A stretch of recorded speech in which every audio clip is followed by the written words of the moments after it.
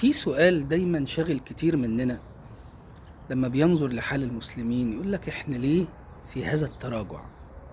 ليه مغلوبين على امرنا بهذا الشكل رغم اننا داخلين في 2 مليار؟ يعني كتلة بشرية هائلة، قدرات لا محدودة، طاقات، موارد، كنوز بشرية واقتصادية. مش ممكن حاجز لغوي مش موجود، وحدة كبيرة جدا. في المساجد في شهر رمضان بنبقى مليين الجوامع، في الدعاء وفي القنوت بنبقى بنبكي دموعا وأنهارا.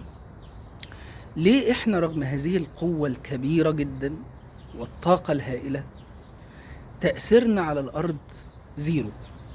مفيش حد تقريبا عامل لنا قيمة. بنتضرب وبندك واخواتنا في غزة بقالهم داخلين في سنتين، هو اللي اكتر ولا اقرب من سنة، يعني هنقرب داخلين على السنتين، وبنتضرب وبندك ومتحصرين ومش عارفين نعمل لهم حاجة. ليه؟ ايه الفكرة؟ احد الاسباب الرئيسية لده والله اعلم يعني تراجع اهمية الدين عندنا. يعني في عندنا مشكلة في ترتيب الاولويات.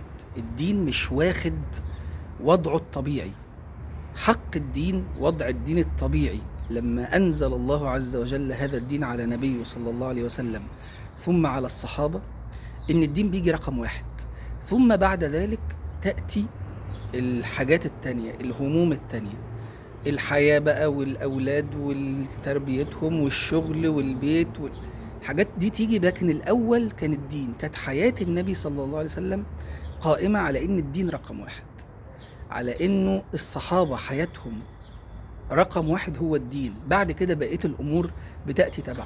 لما بيختل هذا الميزان في الأولويات بنبدأ نرى بقى هذا الخلل وهذا الاضطراب.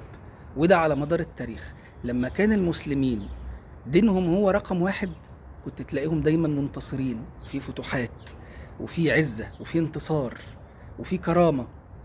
لما تلاقي الدين يتراجع يقول لك أصل في الدولة الفلانية في أواخرها بدأ يدب الضعف في قلوب المسلمين وانحازوا إلى الدنيا وإلى الترف، فإيه ضاعت الأمور.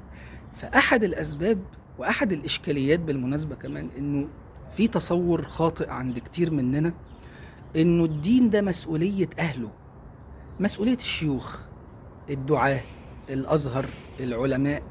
طبيعي دول يكون حياتهم الدين فيها رقم واحد، لكن أنا بني آدم طبيعي، فيعني إيه؟ فالمفروض إن الدين يعني أنا بروح أصلي، وأما بيجي رمضان بقرأ قرآن وبصوم، وبروح أصلي في الجامع على فكرة الصلوات الخمس وحلو يعني. بس بقى عندي حياتي التانية. دي أحد الإشكاليات الرئيسية، إنه لأ، إن هو الدين حقيقته المفترض إنه يبقى رقم واحد عندي وعندك وعند كل واحد فينا، مش عند طائفة معينة. وإلا فنفس الشخص اللي بيقول الكلام ده هو نفسه عنده قضية تانية، مثلا زي الكورة أو الرياضة أو الحاجات دي، ممكن يبقى هو دي قضيته الرئيسية اللي ممكن يوالي ويعادي عليها، اللي ممكن يهتم بيها، وممكن تكون هي محور اهتمامه وقضيته اللي شغلاه، ويتنرفز ويكتب عليها بوستات، وممكن يطلع يعمل حاجة. وده على فكرة في أغلب، يعني في كتير من الشعوب بالنسبة لهم كرة القدم دي حاجة يعني رئيسية أوي. إحنا لو بندي اهتمامنا اللي بنديه للكورة وماتشات الكورة وتحليل الكورة، وزيزو هيسيب الزمالك ويروح الأهلي، وصلاح هيجدد مع ليفربول ولا لأ، ومرموش هيعمل إيه مع السيتي، لو إحنا بالنسبة لنا اهتمامنا بديننا بيوازي هذا الاهتمام، مش هقولك أكتر منه، كان وضعنا هيبقى في حتة تانية خالص.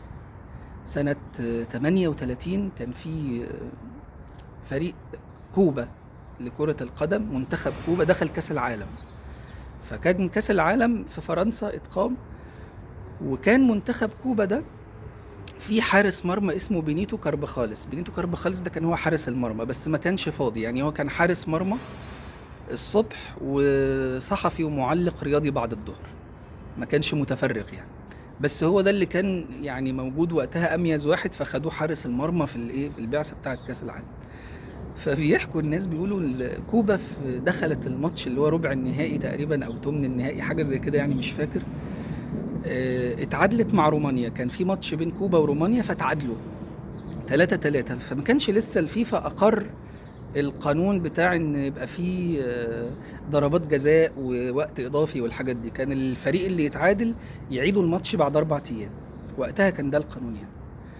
فطلع ماتش الإعادة اتحدد بعد 4 أيام، فبنيتو راح للكابتن قال له معلش يا كابتن أنا جالي يعني شغلانة كده يوم الماتش اللي هنلعبه، هبقى بعلق على المباراة اللي احنا هنلعبها دي بس لصالح إذاعة محلية وكده، نحتاية يعني جاي لي نحتاية، فمعلش مش هعرف أحضر الماتش، ويعني إذا ربنا وفقنا إن شاء الله أكمل معاكم. المهم جابوا البديل وراح فعلا بنيتو استأذن الماتش ده. المهم كوبا لعبت رومانيا تاني وغلبت 2-1 تقريبا، وصعدوا للدور اللي بعده. فرجع بقى بنيتو هيلعب الماتش اللي بعد كده، تقريبا كوبا هتلعب السويد بقى الماتش اللي بعد كده. فراجع بنيتو طبعا ما خدش بقى التفرغ بتاعه، الراجل يعني مش يعني محترف بس ايه بيشتغل وقت ووقت، فمش فاضي، فما كانش في كامل لياقته، ف كل 8 تجوان. كوبا اتغلبت من السويد 8-0.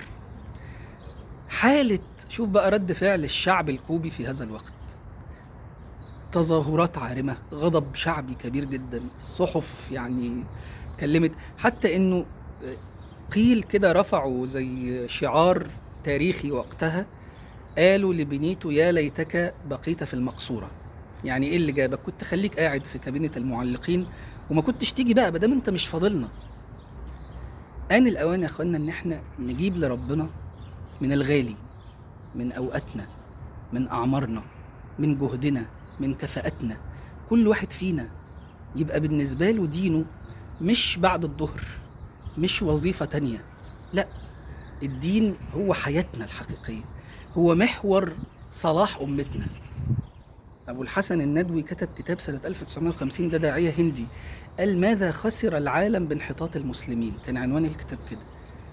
احنا دلوقتي في 2025 محتاجين نكتب كتاب ماذا خسر المسلمون بتراجعهم عن دينهم، بتراجع قيمة الدين وأولوياته في حياتهم. لو رجعنا إلى هذا حاجات كتير قوي في حياتنا هتتغير، مش على صعيد الأمة بس، على صعيدك الشخصي. يعني حياتك الشخصية، حياتي الشخصية تتغير 180 درجة بهذا الشكل لو خلينا الدين رقم 1. الحاجات التانية اللي شغلانة، البيت والشغل والوظيفة والأولاد والحياة دي كلها تتظبط لما الدين ياخد وضعه الطبيعي. حتى النبي صلى الله عليه وسلم قال كده، قال من جعل الهموم هما واحدا، هم آخرته، كفاه الله هم دنياه. الدنيا هتتظبط اوريدي معاك في الحاجات اللي انت قلقان فيها دي، بس ظبط الأولوية. طب لو ما عملتش، شوف التحذير ده بقى، ومن كانت الدنيا همه لم يبال الله في أي أوديتها هلك. نعوذ بالله من الخذلان.